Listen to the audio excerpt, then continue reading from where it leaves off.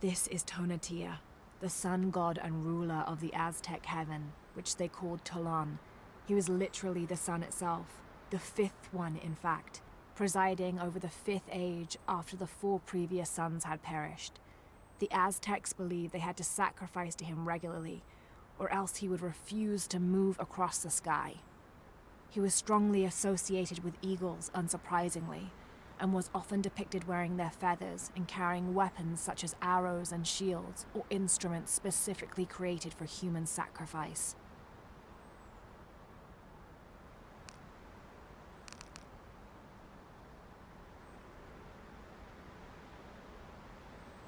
A heavy-breasted woman wearing serpents around her waist.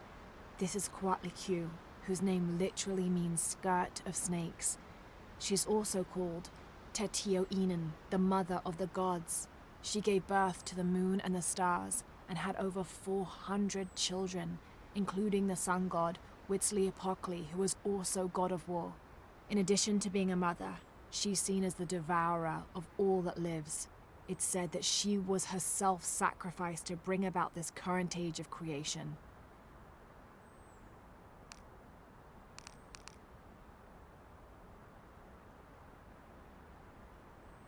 This is the Aztec god Totec, who presided over the cycle of life, death, and rebirth in all its forms, including agriculture, vegetation in general, revolutionary conflict, and skin diseases. He tore his own skin off to feed his people, and is usually depicted wearing a suit of human flesh. This self-flaying may account for how often he's shown wearing stripes of different colors, predominantly yellow but also tones of red and tan. After wearing the flesh of their captives for 20 days, devotees of Totec would hold on to the skins for their medicinal properties.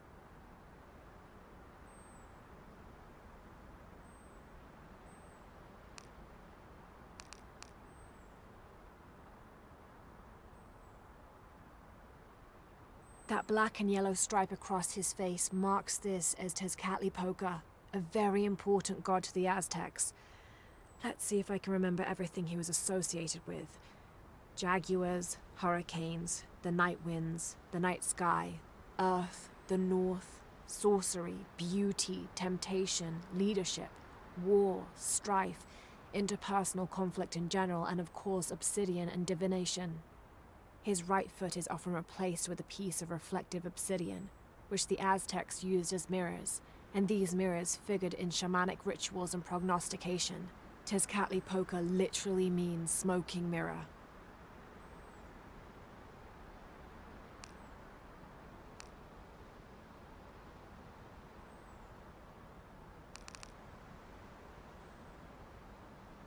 Here's Quetzalcoatl, the feathered serpent.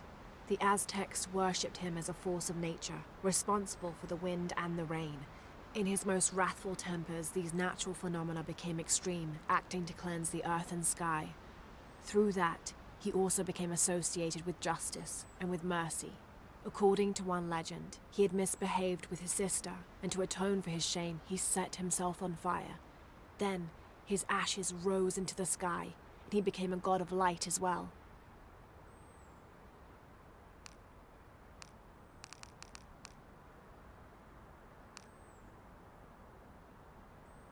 An antique knife, possibly Aztec in origin. There's fresh blood on this blade, but it seems as though someone tried to wipe it clean.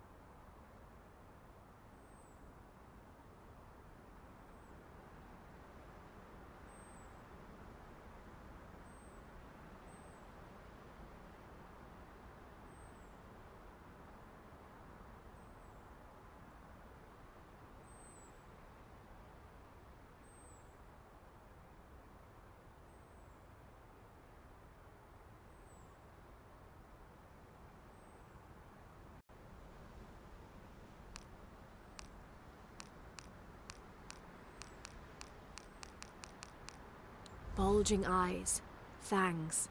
This is Tlaloc, the Aztec god of rain and storms. In his gentler temperament, he's also the god of water and fertility, bestowing life and sustenance. But on the other side of the coin, he's responsible for thunder and lightning, hail, and the other destructive aspects of water, including erosion, affiliating him with caves, pools, and springs. Oddly enough, he lives in a mountain. His bird is the heron, but he's associated also with animals like snails, frogs, and other amphibians.